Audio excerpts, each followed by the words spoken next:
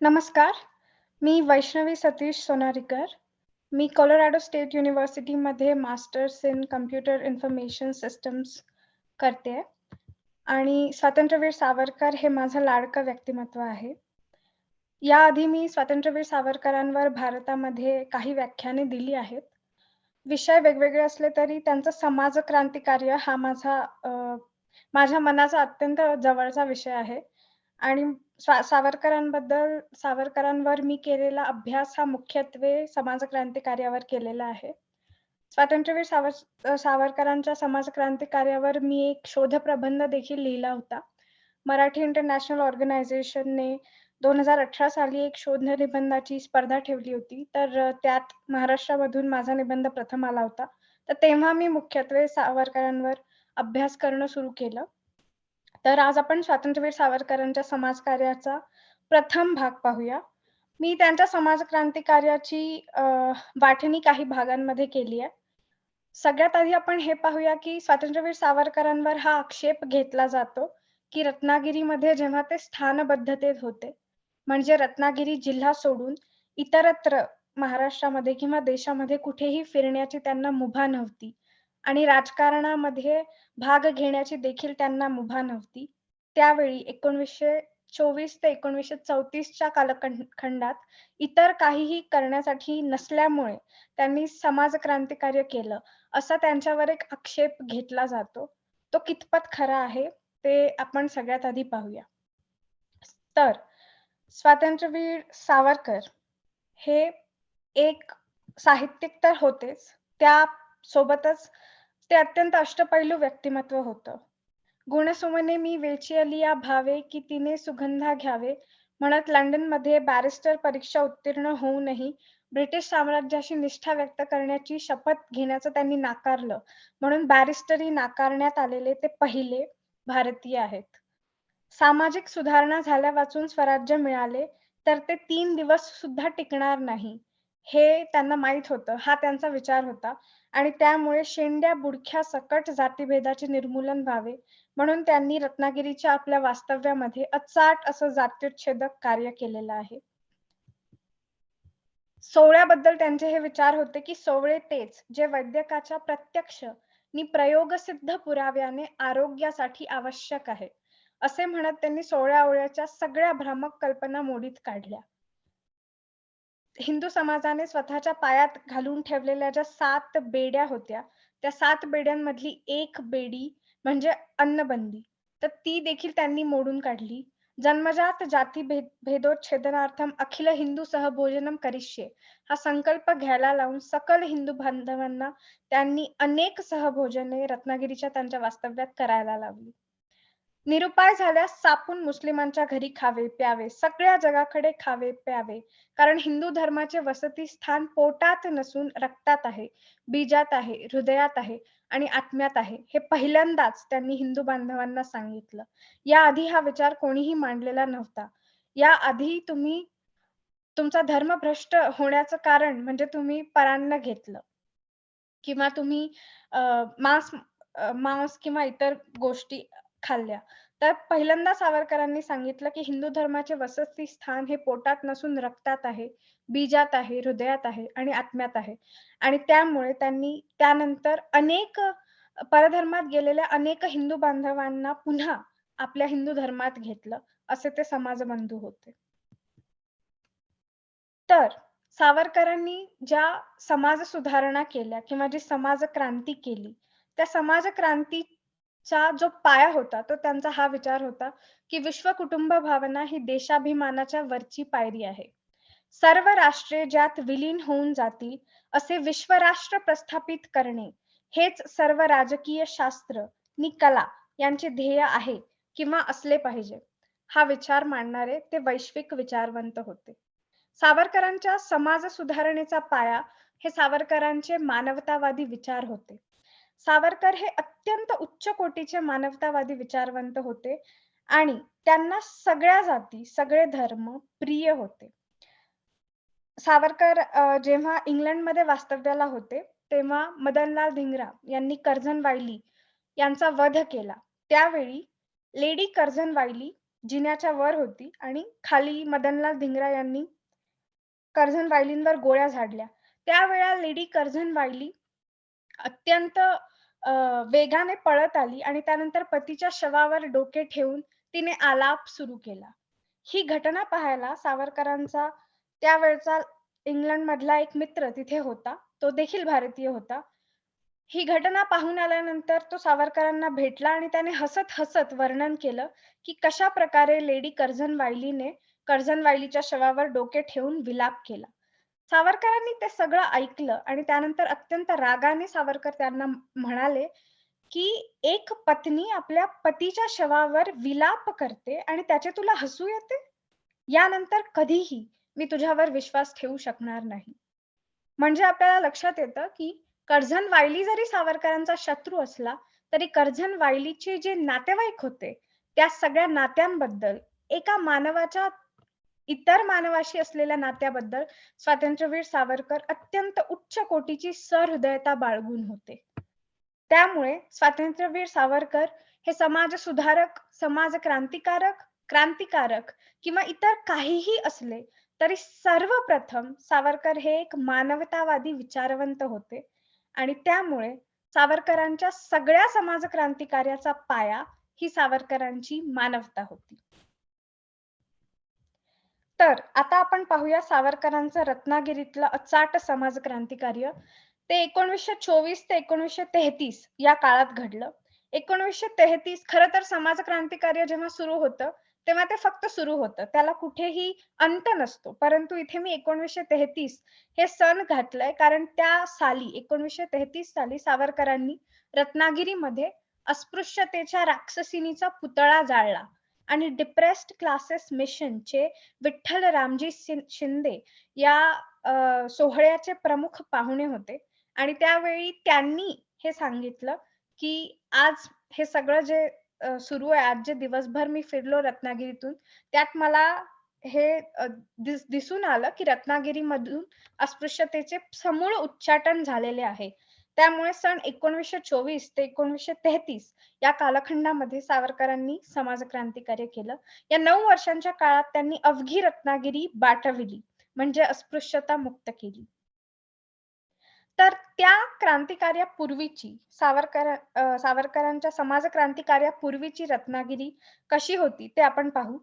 सावरकरांच्याच भाषेमध्ये सावरकर म्हणतात, की रत्नागिरी हा अस्पृश्यतेचा बालेकिल्ला समजला जाई.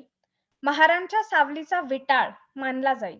महार शिवला तर सचैल म्हणजे कपड्यांसकट सुद्धा स्नान करणारे हजारो लोक असत. कर्मठ ब्राह्मणांच्या घरी महार हा शब्द सुद्धा उच्चारणे अशुभ समजून बाहेरचा असे म्हणत. सांभार, महार, भंगी यांची आपसातही तशीच कडक अस्पृश्यता. कोणी कोणाला शिवणार नाही. महार, चांभार, भंगी ही नावे देखील स्पृश्य लोकांमध्ये शिवी म्हणून वापरली जात. हे सावरकरांनीच त्यांच्या सावरकरांनी रत्नागिरी पर्वामध्ये जे अनेक लेख लिहिले त्यामध्ये हे लिहिलंय. तर अशा भयंकर परिस्थितीमध्ये फक्त 7 ते 9 वर्षांच्या कालखंडामध्ये सावरकरांनी त्यांचं समाजक्रांती कार्य केलं. तर आता या नंतर आपण पाहू की समाज सुधारक आणि समाज क्रांतिकारक यांच्यामधला फरक काय आहे. समाज सुधारणा म्हणजे समाजातील एखाद्या अनिष्ट रूढी परंपरेला, जसे की विधवा विवाह असेल किंवा सती प्रथा असेल, तर एखाद्या रूढी आणि प्रथेचा विरोध करून त्याविषयीची सुधारणा करून घेणे. हे एक मर्यादित काम आहे आणि तो जो व्यक्ती करतो किंवा जी व्यक्ती ते काम करते, तिला आपण समाज सुधारक असे म्हणू. समाज क्रांतिकारक तो ज्याला समाजातला जो पाया आहे अमानवतेचा किंवा अ, समाजाचा पाया समाज क्रांतिकारकाला हा विज्ञानावर किंवा त्याच्या तर्कशुद्ध विचारांवर आखायचा असतो आणि स्वातंत्र्यवीर सावरकर आणि डॉक्टर बाबासाहेब आंबेडकर हे 2 समाज क्रांतिकारक होते, ज्यांना समाजाचा जो शास्त्रांवर आधारलेला पाया आहे, तो बदलून तिथे विज्ञान धर्माची स्थापना करावयाची होती आणि म्हणून सावरकरांना आपण समाज क्रांतिकारक म्हणू आणि सावरकरांनी हे काम त्यांच्या विज्ञाननिष्ठ निबंध लिहून, त्यांचे जात्युच्छेदक निबंध लिहून त्यांनी लेखन करून तसेच प्रत्यक्ष रत्नागिरीच्या त्यांच्या वास्तव्यामध्ये काम करून हे काम केलं आणि त्यामुळे सावरकर हे समाज क्रांतिकारक मानले जातात. तर क्रांतिकार्यानंतरची रत्नागिरी काय? आता हे आपण पाहू. तर 9 वर्षे सावरकरांनी संपूर्ण धुमाकूळ घातला. रत्नागिरी बाटली असा सनातन्यांनी आक्षेप घेतला, गदारोळ माजवला. परंतु सावरकर अजिबात थकले नाहीत. सावरकरांनी काम अविरत सुरू ठेवलं आणि 1933 साली जेव्हा विठ्ठल रामजी शिंदे रत्नागिरीमध्ये आले, डिप्रेस्ड क्लासेस मिशनचे नेते विठ्ठल रामजी शिंदे, तेव्हा ते म्हणाले, की रत्नागिरीतील सामाजिक मतपरिवर्तनाची बारीक रीतीने मी जी पाहणी केली, ती वरून असे निःशंकपणे सांगतो, की येथे घडत आलेली सामाजिक क्रांती खरोखर अपूर्व आहे. सामाजिक सुधारणेचे कार्य मी जन्मभर करीत आलो. ते किती कठीण, किती किचकट. मी देखील मधून-मधून निरुत्साह व्हावे असे चेंगट. असे हे कार्य अवघ्या 7 वर्षात रत्नागिरीसारख्या सोवळ्याच्या बालेकिल्ल्यात तुम्ही हजारो लोक जन्मजात अस्पृश्यतेचे उच्चाटन करून आज जन्मजात जातीभेदाचेच उच्चाटन करण्यास सजला आहात आणि भंगी प्रभृती धर्मबंधूंबरोबर बेखटक सहासन, सहपूजन, सहभोजन सारे सामाजिक व्यवहार प्रकटपणे करीत असताना मी पाहत आहे. याचा मला इतका आनंद झाला आहे, की हे दिवस पाहण्यासाठी मी जगलो, हे ठीक झाले, असे मला वाटते. अशा शब्दांमध्ये स्वतः दलित असणारे विठ्ठल रामजी शिंदे यांनी सावरकरांचा गौरव केलेला आहे. त्यामुळे सावरकरांचा त्यांच्या जातीवरून द्वेष करणाऱ्या लोकांनी हे लक्षात घेणं गरजेचं आहे, की त्या काळी आंबेडकर असोत अथवा विठ्ठल रामजी शिंदे अथवा इतर दलित नेते असोत, सावरकरांचं हे समाजक्रांती कार्य इतकं अपूर्व होतं, इतकं मूलभूत होतं, की या प्रत्येकाने सावरकरांचा गौरव वेगवेगळ्या शब्दांमध्ये केलेला आहे. तर वक्ते हे एक मीम आहे जे मी तयार केलंय. वक्ते आणि साहित्यिक सावरकर आहेतच, क्रांतिकारकही आहेतच, समाज क्रांतिकारकही आहेतच. पण मी म्हटल्याप्रमाणे ते मानवतावादी विचारवंत आहेत आणि ही गोष्ट जगापुढे येणे अत्यंत गरजेचे आहे. जगाला समजणे गरजेचे आहे. कारण सावरकर फक्त हिंदूंपर्यंत मर्यादित ठेवले गेलेले आहेत.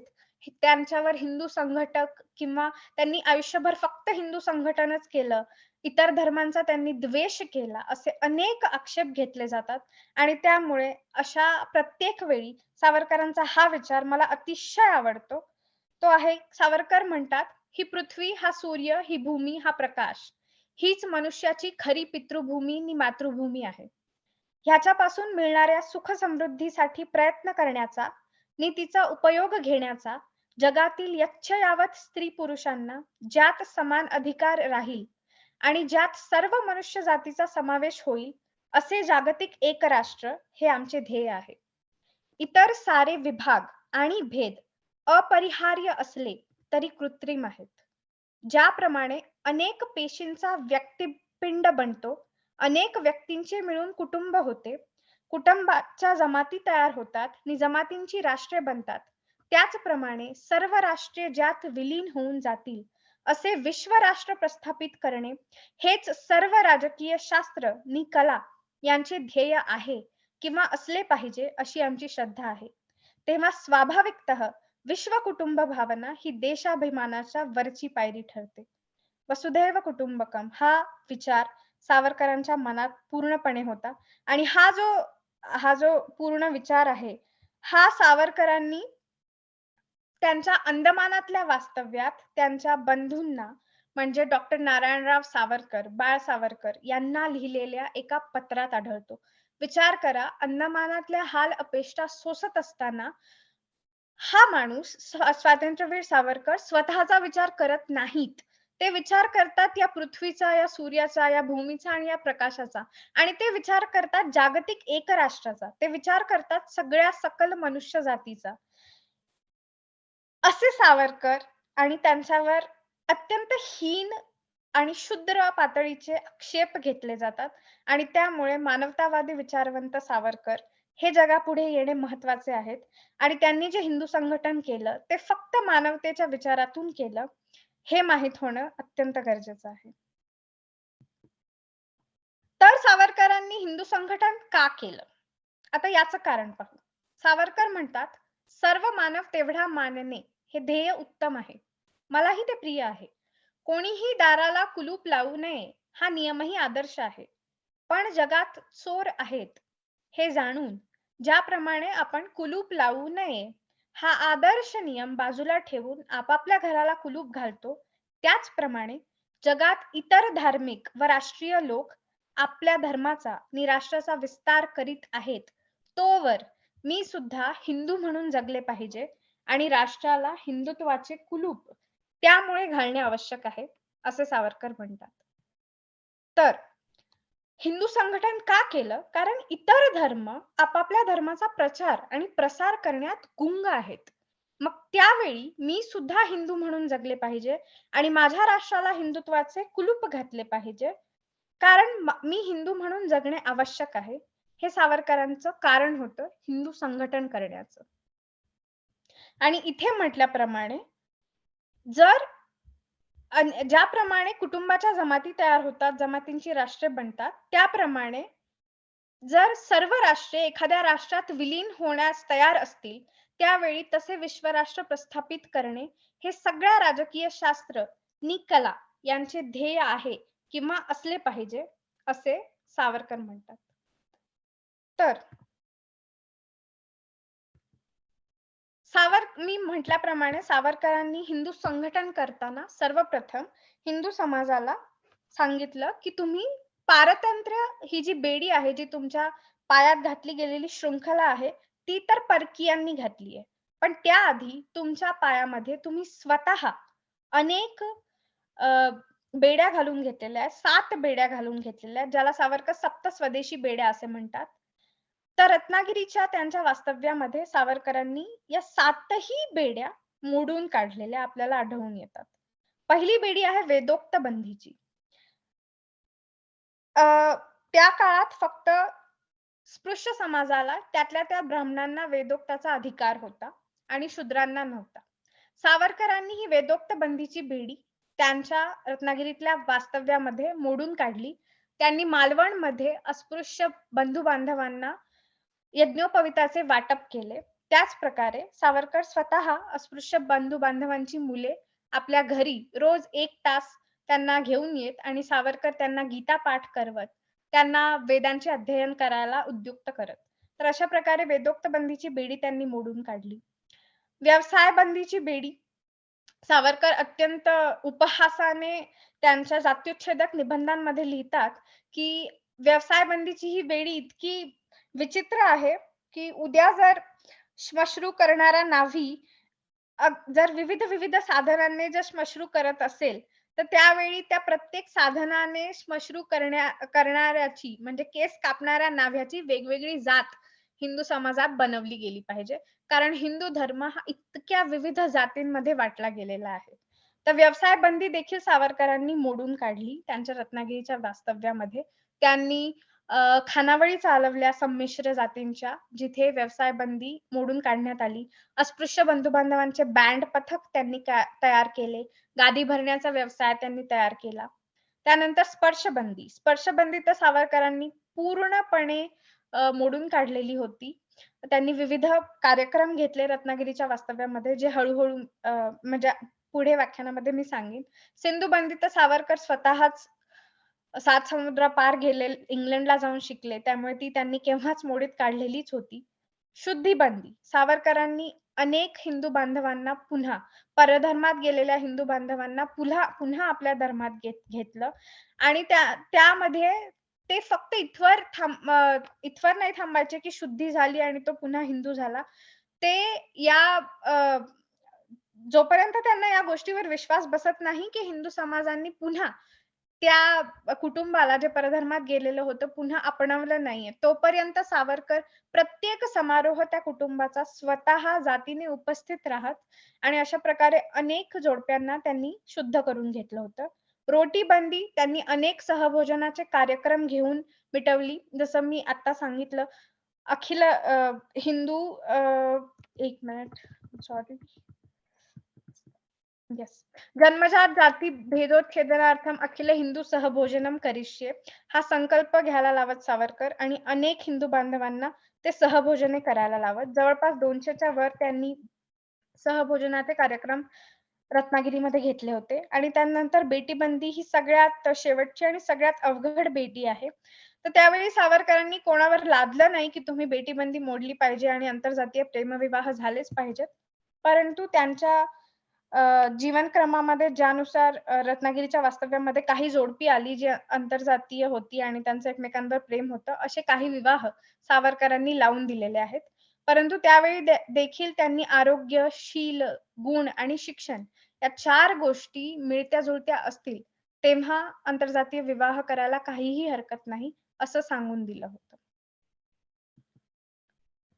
तर सावरकर हे प्रत्येक गोष्ट करताना सगळ्यात आधी आपल्या तर्कशुद्ध विचारांनी त्या गोष्टीची आखणी करत. कोणतेही काम त्यांना जर तडीस न्यायचंय, तर ते व्यवस्थित आखणी करत, ज्याला आपण स्ट्रॅटेजिक मॅनेजमेंट म्हणतो, ते सावरकर करत आणि त्यानुसार ते प्रत्येक गोष्ट करत आणि त्यामुळे त्यांच्या प्रत्येक गोष्टीला अत्यंत अभूतपूर्व यश देखील मिळालेलं आहे. तर हिंदू समाजामध्ये ज्या क्षेत्रांमध्ये अस्पृश्यता पाळली जाते, त्या क्षेत्रांचा त्यांनी अनुक्रम दिला होता. पहिलं म्हणजे नागरी अधिकारांचं क्षेत्र, त्यानंतर धार्मिक अधिकारांचं क्षेत्र, त्यानंतर घरगुती आणि खाजगी क्षेत्र आणि त्यानंतर मानसिक क्षेत्र. तर सावरकरांचं म्हणणं होतं, की सगळ्यात आधी नागरी अधिकारांचं क्षेत्र आपण घेऊ आणि त्यामध्ये आपण अस्पृश्यतेचं उच्चाटन करू. त्यानंतर धार्मिक अधिकारांचं क्षेत्र, त्यानंतर घरगुती आणि खाजगी क्षेत्र आणि जेव्हा या 3ही क्षेत्रांमधून अस्पृश्यतेचं समूळ उच्चाटन होईल, त्यावेळी आपोआपच मानसिक क्षेत्रामधून म्हणजे मेंदूमधून, हृदयांमधून अस्पृश्यतेचं उच्चाटन झालेलं असेल, असं सावरकरांचं म्हणणं होतं. आणि या पूर्ण 9 वर्षांच्या कालखंडात एक-एक करत त्यांनी प्रत्येक क्षेत्रामधून अस्पृश्यतेला समूळ नष्ट केलेलं आपल्याला आढळून येतं. तर नागरिक अधिकारांचं क्षेत्र. तर नागरी अधिकारांच्या क्षेत्रामध्ये सगळ्यात आधी सावरकरांनी तत्कालिक अस्पृश्य बंधूंना गावात आणून भजन, कीर्तन, व्याख्यान आणि हळदी-कुंकू कार्यक्रम इत्यादी प्रयोग करून पाहिले. तर त्यावेळी परिस्थिती अशी होती, की हिंदू किंवा स्पृश्य जे बांधव होते, त्यांना अस्पृश्य बांधवांच्या सावलीचा देखील विटाळ वाटे आणि त्याचबरोबर अस्पृश्य बांधवांच्या जेव्हा वस्त्यांमध्ये सावरकर जात, तेव्हा त्या लोकांना देखील बामण्या-वाण्यांनी त्यांच्या वाड्यात यावे, याचा तिटकारा वाटे. तर भजन, कीर्तन इत्यादी प्रयोग जेव्हा सावरकर करत, तेव्हा भजनामध्ये किंवा कीर्तनामध्ये जी अस्पृश्य मंडळी सुरुवातीला बळे-बळे सहभागी होत, तर ती घरी गेल्यावर तडक स्नान करीत. म्हणजे स्पृश्यांच्याच मनामध्ये केवळ अस्पृश्यता नव्हती, तर ती अस्पृश्य बंधूंच्या मनामध्ये देखील होती. आणि इतक्या किचकट परिस्थितीमध्ये सावरकर प्रयोग करीत राहिले आणि सावरकर विचाराचे तरुण हिंदू मंडळ होतं. त्यानंतर हिंदू सभा होती. या अनेक मंडळांच्या माध्यमातून सावरकर जे प्रयोग करत, त्याला हळू-हळू यश यायला लागलं. सावरकर नागरी क्षेत्रामधून जेव्हा अस्पृश्यतेचं समूळ उच्चाटन करायला लागले, तेव्हा ते त्यांच्या विचारांच्या तरुणांना ताकीद देत, की जेव्हा तुम्ही अस्पृश्य व्यक्तीसोबत वावरत आहात, तेव्हा त्यांच्या खांद्यावर हात टाका, त्यांचा हात हातात घ्या. जेणेकरून इतर स्पृश्य मंडळींना पाहून या गोष्टीचं काहीही वाटायला लागणार नाही आणि जेव्हा पाहून सवय होते, तेव्हा ती सुधारणा अंगवळणी पडते. सावरकर म्हणत, "अकरणात मंद करणं श्रेयः." म्हणजे न केल्यापेक्षा हळू मंद गतीने केलेलं काहीही कार्य चांगलं. तर अशा प्रकारे पहिल्या 1 वर्षामध्ये सावरकरांनी नागरी अधिकाराच्या क्षेत्रामधून अस्पृश्यतेचं समूळ उच्चाटन केलं. भजन, कीर्तन आणि व्याख्यान हा पहिला भाग होता. त्यानंतर हळदी-कुंकू कार्यक्रम. हे पाहणं इथे गरजेचं आहे, की स्त्रियांच्या मनामध्ये अस्पृश्यता कुठेतरी खोलवर रुजलेली असते. कारण त्यांना त्या गोष्टीचा अ, संबंध हा ते स्वच्छतेशी जोडतात. तर त्यावेळी स्त्रियांचे हळदी-कुंकू कार्यक्रम सावरकर करत. तर पहिलं जे सावरकरांनी पहिला जो हळदी-कुंकवाचा कार्यक्रम केला, तो होता 1925 साली चैत्रामध्ये शिरगाव येथे झालेला कार्यक्रम. तर या कार्यक्रमामध्ये सावरकरांना फक्त 5 स्पृश्य स्त्रिया मिळाल्या आणि बळे-बळे आणून काही बसवलेल्या अस्पृश्य स्त्रिया मिळाल्या. या जेव्हा अस्पृश्य स्त्रिया आल्या आणि त्या बाहेर येऊन थांबल्या शिरगावमध्ये आणि त्यानंतर सावरकर म्हणाले, की "बाई तुम्ही मध्ये या." तर या स्त्रिया त्यांना म्हणायला लागल्या, की "आम्ही मध्ये येऊन कसं चालेल? आमची सावली तुमच्यावर पडेल आणि विटाळ होईल." तर तेव्हा सावरकर त्यांना म्हणाले, की "बाई तुम्ही माझ्या धर्माच्या बहिणी, धर्माच्या भगिनी आणि तुमची सावली माझ्या अंगावर पडावी म्हणूनच तर तुम्हाला इथे बोलावलंय." तर हे 1925 साली झालेलं चैत्रामधलं शिरगावचं हळदी-कुंकू. त्यावेळी फक्त 5 स्पृश्य स्त्रिया आणि काही अस्पृश्य भगिनी तिथे होत्या आणि शेवटी कसंबसं कुंकू लावण्यात आलं, ओट्या भरण्यात आल्या आणि त्यानंतर काय झालं हळदी-कुंकवानंतर ज्यांनी कुंकू लावले त्या स्पृश्य स्त्रिया या अस्पृश्य स्त्रियांच्या स्पर्शाने विटाळल्यामुळे लगेचच स्नानासाठी घरी गेल्या. परंतु सावरकर थकले नाहीत. इतकं हे अप्रिय काम आपल्याला कळतंय, की आपल्याला विरोध होतोय, कोणीही उत्सुक नाहीये. तरी सावरकर नेटाने असे कार्यक्रम करत राहिले आणि फक्त एका वर्षात 1925 साली झालेल्या चैत्रातल्या हळदी-कुंकवाच्या वेळची ही परिस्थिती, की कपाळ मिळेना कुंकू लावण्यासाठी. त्यानंतर 1926 साली मकर संक्रांती निमित्त झालेलं जे हळदी-कुंकू होतं, त्या हळदी-कुंकू कार्यक्रमामध्ये 700-800 स्त्रिया होत्या. सावरकरांच्या रत्नागिरी पर्वामध्ये या हळदी-कुंकवाची अत्यंत विस्तृत माहिती आहे आणि खरंच वाचण्याजोगा तो प्रसंग आहे. माझा आवडता प्रसंग आहे, की 1925 साली कपाळ मिळेना, तर 1926 साली करंडा मिळेना. म्हणजे एकमेकींना हळदी-कुंकू लावण्याची इतकी अहमहमिका चालली स्त्रियांमध्ये, की कुंकू लावण्यासाठी करंडे देखील अपुरे पडले. फक्त एका वर्षामध्ये सावरकरांच्या जिद्दीमुळे, त्यांच्या नेटामुळे आणि त्यांच्या स्ट्रॅटेजिक मॅनेजमेंटमुळे हे सिद्ध झालं, की स्त्रियांच्या मनामधली अस्पृश्यता पूर्णपणे समूळ नष्ट झाली. तर हे होतं नागरी अधिकारांच्या क्षेत्रामधलं उच्चाटन. त्यानंतर सावरकरांनी शाळांना टार्गेट केलं. त्यावेळी शाळांमधली परिस्थिती इतकी वाईट होती, की अस्पृश्य मुले शाळेत तर जात, परंतु कुठेतरी अत्यंत एखाद्या कोपऱ्यामध्ये दाटीवाटीने बसलेली ही अस्पृश्य मुले असत. शिक्षक जे सगळे होते, ते सगळे स्पृश्य शिक्षक होते. हे स्पृश्य शिक्षक या अस्पृश्य शिक्षकांना शिवत देखील नसत. तर अस्पृश्य मुले कुठेतरी कुंपणाच्या भिंतीपाशी उघड्यावर दडपलेली असत. आणि यांच्या पाट्या पेन्सिलींना देखील स्पृश्य शिक्षक शिवीत नसत. जर एखादा अ, एखादा मुलगा जर गोंधळ करायला लागला, तर त्यांना मारायला देखील छडी त्यांचे मास्तर फेकून मारीत. इतकी भयंकर स्थिती शाळांमध्ये होती. आणि सावरकरांना या गोष्टीचा प्रचंड राग येई. कारण लहानपणापासून झालेले हे अस्पृश्यतेचे संस्कार त्यांच्या मनाला कुठेतरी खटकत असत. त्यामुळे सावरकरांनी नागरी अधिकारांच्या क्षेत्रातील दुसरं आंदोलन म्हणजे शाळांमध्ये सगळ्या जातीच्या विद्यार्थ्यांना एकत्र बसू द्यावयाचं आंदोलन हाती घेतलं. ही मूलगामी सुधारणा सावरकरांनी केली.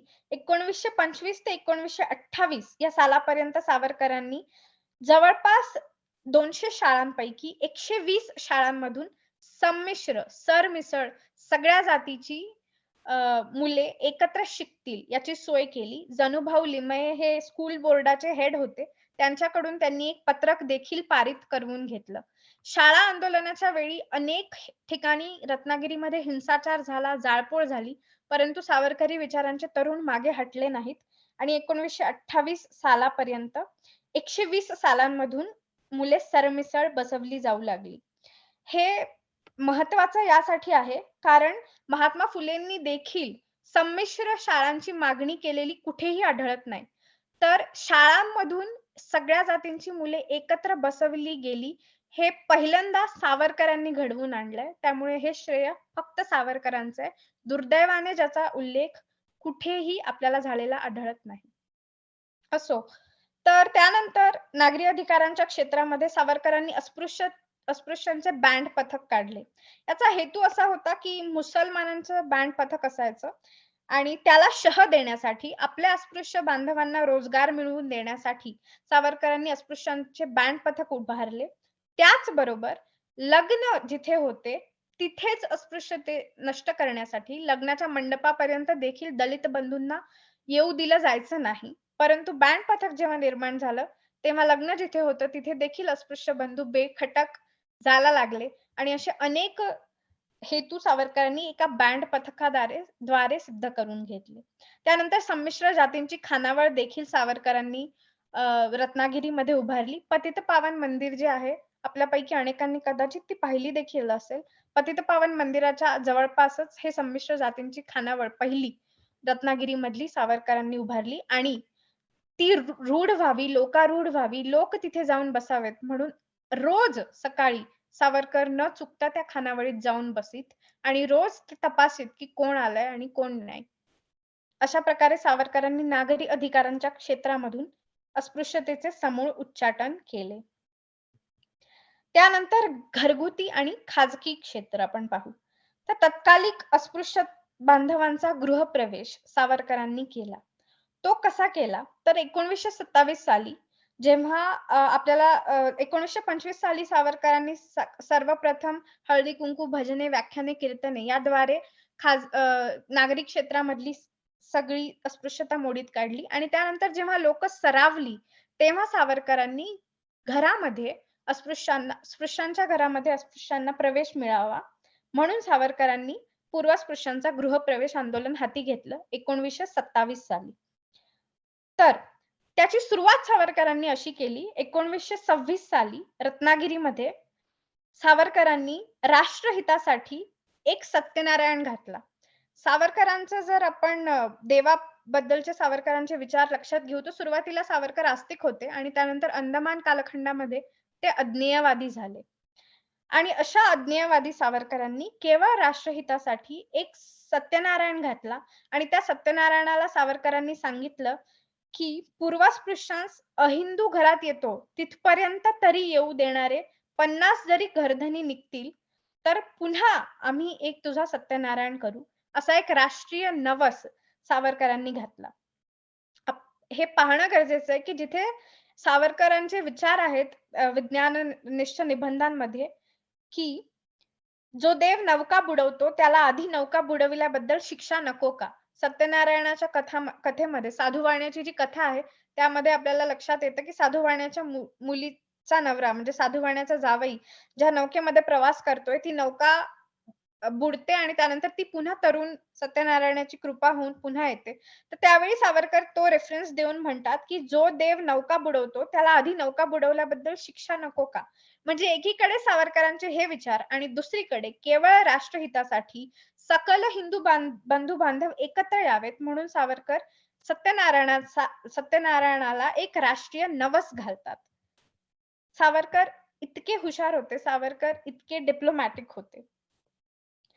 आणि या धार्मिक श्रद्धांचा, हिंदू लोकांच्या धार्मिक श्रद्धांचा सावरकर किती मुत्सद्दीने उपयोग करतात, हे यातून जाणून घेण्यासारखं आहे. तर 1926 साली हे राष्ट्रीय नवस करून, सत्यनारायण करून आंदोलन सुरू झालं आणि त्यानंतर मग हे गृहप्रवेश आंदोलन 1927 सालच्या आरंभी सुरू झालं आणि त्याच सालच्या दसऱ्यापर्यंत 75% एवढे यशस्वी झाले. तर या गृहप्रवेश आंदोलनात व्हायचं काय नेमकं, की मकर संक्रांत, दसरा किंवा दिवाळी इत्यादी जे सण असत, त्या सणांना सावरकर स्वतः काही पूर्वस्पृश्य बंधूंना घेऊन सगळ्या स्पृश्य बंधूंच्या घरी जात आणि त्यांना म्हणत, की आम्हाला आतपर्यंत येऊ द्या. आम्ही पान सुपारी करण्यासाठी आलेलो आहोत. आणि सावरकर जेव्हा स्वतः येत, तेव्हा सावरकरांना नाही म्हणणे कित्येक स्पृश्य बांधवांना अशक्य व्हायचे आणि त्यामुळे अशा प्रकारे हळू-हळू 3 वर्षामध्ये 1930 पर्यंत 90% म्हणजे 90% लोकांनी अहिंदू येतात तिथपर्यंत अस्पृश्यास नेलं आणि अनेकांनी माडीवर नेऊन पान सुपारी देखील केली. तर हे घरगुती आणि खाजगी क्षेत्रामधून 1930 पर्यंत सावरकरांनी अस्पृश्यतेचं समूळ उच्चाटन केलेलं होतं. सावरकरांनी जेव्हा त्यानंतर तिसरं क्षेत्र जे आहे ते धार्मिक सुधारणेचं क्षेत्र आहे. तर धार्मिक सुधारणेचं क्षेत्र म्हणजे देवाची पूजा. तर अस्पृश्यांना देवाच्या पूजेचे अधिकार मिळावे म्हणून सावरकरांनी अनेक आंदोलनं केली. त्यांनी जवळपास 600 मंदिरे सावरकरांनी जवळपास 600 मंदिरे पूर्वस्पृश्यांसाठी पूर्णतः खुली केलेली आपल्याला आढळून येतात. पतितपावन मंदिर तर अत्यंत फेमस आहेच. तर पतितपावन मंदिराचा भाग मी पुढच्या भागामध्ये म्हणजे पुढच्या रविवारी घेईन. तर त्यावेळी सगळ्यात आधी सावरकरांनी सत्यनारायण आणि गणपती असे फिरस्ते देव देवांचा उपयोग केला आणि त्यावेळी एक हे जे वाक्य आहे ते माझं आवडतं वाक्य आहे. सुधारणेच्या गणपतीपुढे तुम्ही अवघे 5 आणि भविष्यकाळ 6वा. म्हणजे काय तर सावरकरांनी संमिश्र जातींचं एक गणेश मंडळ तयार केलं आणि त्या गणेश मंडळाची पूजा जेव्हा गणपतीची स्थापना झाली, त्यावेळी तिथे फक्त 5 सावरकरी विचारांचे तरुण होते. त्यामुळे त्या घटनेमुळे खट्टू होऊन सावरकरी विचारांचे तरुण सावरकरांकडे आले आणि त्यांनी म्हटलं, की "आम्ही फक्त 5 आहोत." तेव्हा सावरकर त्यांना म्हणाले, की "सुधारणेच्या गणपतीपुढे आज तुम्ही 5 आहात आणि उद्याचा भविष्यकाळ म्हणजे भविष्यकाळ हा 6वा आहे." हे सूत्र लक्षात घेऊन सावरकरांनी अस्पृश्यता निर्मूलनाचं कार्य केलेलं दिसून येतं. हे सावरकरांनी केलेलं अस्पृश्यता निर्मूलनाचं कार्य इतकं मूलभूत होतं, इतकं पुरोगामी होतं, की रत्नागिरी पूर्णपणे अस्पृश्यता निर्मूलन करणारी झाली. सावरकरांनी 1933 साली अस्पृश्यता राक्षसिणीचा पुतळा जाळला आणि पतितपावन मंदिर त्यांनी स्थापन केलं. या पतितपावन मंदिराने तर इतिहास घडवला. पतितपावन मंदिराचा इतका इम्पॅक्ट होता, की टाइम्स ऑफ इंडियाने देखील त्यावेळी पतितपावन मंदिराची दखल घेतली आणि 1931 साली रत्नागिरीला भरलेल्या रत्नागिरी जिल्हा सोमवंशीय महार परिषदेमध्ये त्या महारांनी, त्यावेळच्या महारांनी, पूर्वस्पृश्य बंधूंनी या ओळी घातल्या, "जे भक्तांचे कैवारी, बाबा आंबेडकर, सावरकर, कीर, तेच आम्हा साह्यकारी. त्यांनी रत्नागिरीतच आम्हा दाविली पंढरी. म्हणे गंगाराम समस्त जाती, पतितपावनाची लागली भक्ती. आता सोडा सगळी भ्रांती." त्यावेळी विठ्ठल मंदिर खुलं व्हावं म्हणून इतरांनी केलेले प्रयत्न आपल्याला लक्षात आहेत. परंतु 1931 सालीच सावरकरांनी जवळपास 600 मंदिरं खुली करून दिली आणि पतितपावनाद्वारे तर अस्पृश्य बंधूंना सावरकरांनी पतितपावनाची भक्ती लाभली आणि ते स्वतः म्हणतात, की "आता सोडा सगळी भ्रांती." इतकं महान कार्य, इतकं पुरोगामी कार्य सावरकरांनी केलेलं आहे. आज मी पहिला भाग घेतला आणि त्यानंतर पुढच्या भागामध्ये आपण पाहू पतितपावन मंदिर आणि धार्मिक सुधारणा आणि त्यानंतर सावरकरांचे जात्योच्छेदक विचार देखील आपण पाहूया.